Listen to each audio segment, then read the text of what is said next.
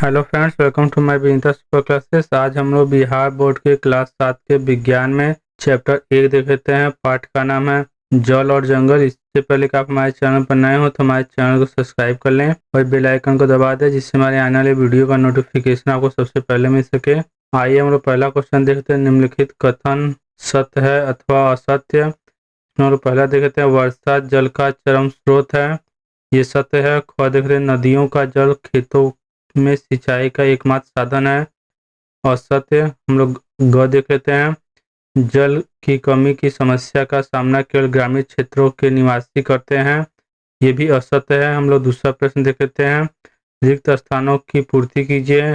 इसमें पहला देख लेते हैं, भौम जल प्राप्त करने के लिए खाली स्थान तथा खाली स्थान का उपयोग होता है। तो हमारा जो है कि पहले खाली स्थान में कुओं और दूसरे खाली स्थान में हैंडपंपों भराएगा।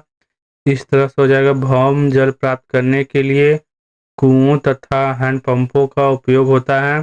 हम लोग ख देखते हैं, जल की 3 अवस्थाएं, खाली स्थान और है। इस तरह से इसमें पहले खाली स्थान में ठोस द्रव भराएगा और दूसरे खाली स्थान में हमारा गैस भराएगा। इस तरह से हो जाएगा, जल की 3 अवस्थाएं ठोस, द्रव और गैस है। हम लोग ग देख लेते हैं, भूमि की जल धारण करने वाली परत खाली स्थान कहलाती है। जो इस खाली स्थान में जलभर कहलाएगा। इस तरह से हो जाएगा, भूमि की जल धारण करने वाली परत जलभर कहलाती है। आइए हम लोग तीसरा क्वेश्चन देखते हैं, समझाइए कि भौम जल की पुनः प्राप्ति किस प्रकार होती है। हम लोग उत्तर देखते हैं, भौम जल का अर्थ है भूमि के अंदर की जल। भौम जल की पुनः प्राप्ति वर्षा जल के स्रवण द्वारा हो जाती है। वर्षा के अलावा कोई अन्य साधन नहीं है जिससे भौम जल की पुनः प्राप्ति हो सके। वर्षा का जल जमीन के दरारों एवं बिलों से होकर भूमि के अंदर एकत्रित हो जाता है। इस तरह भूमि के अंदर पुनः जल की प्राप्ति हो जाती है। आइए हम लोग चौथा क्वेश्चन देखते हैं, भौम जल स्तर के नीचे गिरने के लिए उत्तरदायी कारकों को लिखिए। हम लोग उत्तर देखते हैं, भौम जल स्तर के नीचे गिरने के उत्तरदायी कारक मानव ही है। मानव ने भौम जल का अधिक दोहन किया, जिसमें उद्योगों को बढ़ाना, रासायनिक उर्वरकों के अधिक उपयोग के कारण भी अधिक सिंचाई की आवश्यकता पड़ती है। जनसंख्या के वृद्धि से भी जल का उपयोग बढ़ा है। शौचालय से भी जल की खपत बढ़ी है।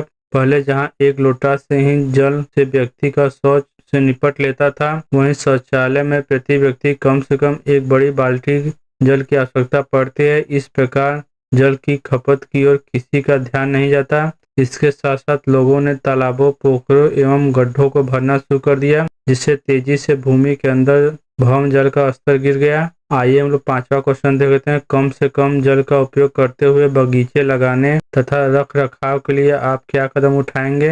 हम लोग उत्तर देखते हैं, किसी बगीचे का रख रखाव हेतु बड़ी मात्रा में जल की जरूरत होती है।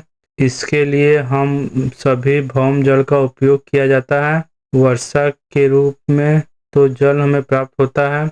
मेड़ बनाकर पानी को रोका जा सकता है। अपने बगीचे में जल का उपयोग आवश्यकता अनुसार ही करना होगा। यदि लगातार कई वर्षों तक वर्षा न हो तो हम भौम जल का उपयोग करेंगे, लेकिन उस तरह से नहीं जिस तरह गेहूं के खेत या चाय के बागानों में करते हैं। क्योंकि बगीचे में पेड़ दूर दूर रहते हैं, अतः पेड़ में पानी भर कर न हर पेड़ की जड़ के पास उसे गिराएं। पेड़ के जड़ के चारों ओर गड्ढा और मेड़ बना देंगे ताकि जल बर्बाद न हो। इस प्रकार हम भौम जल का सदुपयोग करेंगे।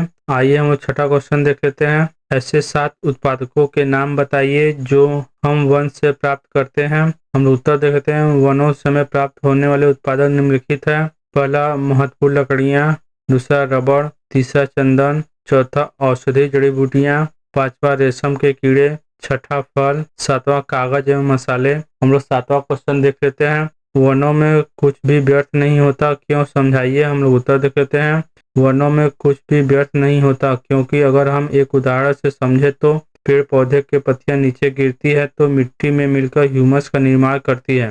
मृत पादपों और जंतुओं के पोषक तत्व मृदा में विमुक्त होते रहते हैं। वहां से ये पोषक तत्व पुनः जीव पादपों द्वारा अवशोषित कर लिए जाते हैं। इस प्रकार पोषक तत्वों का चक्र चलता रहता है, जिससे वनों में कुछ भी व्यर्थ नहीं होता है। आइए हम 8वां क्वेश्चन देख लेते हैं, अवघटक किससे कहते हैं। ये वन एवं जीवों की वृद्धि में किस प्रकार सहायक है। हम लोग उत्तर देख लेते हैं। पादपों और जंतुओं के मिश्र शरीर को सूक्ष्म जीव ह्यूमस में परिवर्तित करते हैं। वहीं सूक्ष्म जीव अपघटक कहलाते हैं। जीवाणु, कवक, फफूंदी ये 2 अपघटक के नाम हो सकते हैं। ह्यूमस का प्रयोग बाद में सभी जीव जंतु करते हैं। इस प्रकार वनों में पोषक तत्व चक्र चलता रहता है। आइए हम लोग प्रश्न 9वां देख लेते हैं। एक बात हाँ प्यारे बच्चों, वीडियो लाइक कर दें क्योंकि आपके लाइक करना ही हमारे मेहनत का फल है। आइए हम लोग अगला क्वेश्चन देख लेते हैं। ऑक्सीजन और कार्बन डाइऑक्साइड का संतुलन बनाए रखने में वनों के योगदान को समझाइए। हम लोग उत्तर देखते हैं। ऑक्सीजन और कार्बन डाइऑक्साइड का संतुलन बनाए रखने में वनों के योगदान